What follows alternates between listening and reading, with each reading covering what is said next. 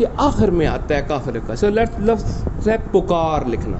بچے سے کہیں بیٹا بے الف با والا جوڑ کیسے ہوتا ہے؟ بچہ کہے گا بیٹا سر ایسے ہوتا ہے. کہیں سر بیٹا تھوڑا سا آپ کھلا کر کے بے الف با والا جوڑ لگائیں. یہ بچے نے کھلا کر کے لگا دیا. یہاں سے اس کو دال کی والی شکل ایسے کر کے بند کروا دیں اور یہ لگا دیں. یہ دیکھیں یہ آپ کے پاس ایک مناسب قسم کا ایگزیکٹ نہیں لیکن مناسب قسم کی چیز بن گئی. کیسے کام کریں سر؟ یہ بے الف با والا جوڑ تھوڑا سا کھلا کر کے لگائیں اور یہ لگا دیں. ٹھیک ہے، یہ پکار ہے. یہ نون لگا دیں تو یہ نگاہ ہے. آخر میں یہ آ جائے گی نا، نگاہ ہے.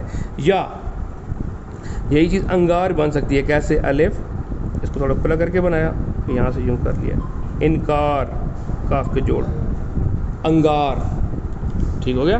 اچھا اگر یہ کاف الف کاف پہلے دو حروف آ جائیں، ہم پہ دیکھیں نگاہ میں یا پکار میں ایک حرف تھا، اگر ایک ہی جگہ دو حروف ہوں تو پھر کیسے ہوگا؟ ایسا ہوگا برسر پیکار ہونا. ٹھیک ہے، تو پھر دیکھیں کیسے بنے گا. یہ پے، یہ اور یہ کاف الف کا والا جوڑ دیکھا.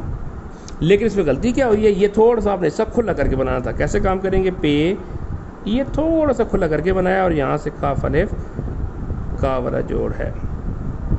ٹھیک ہے. بیکار کو یہ اس کی صحیح املا ہے لکھنا بیکار کی.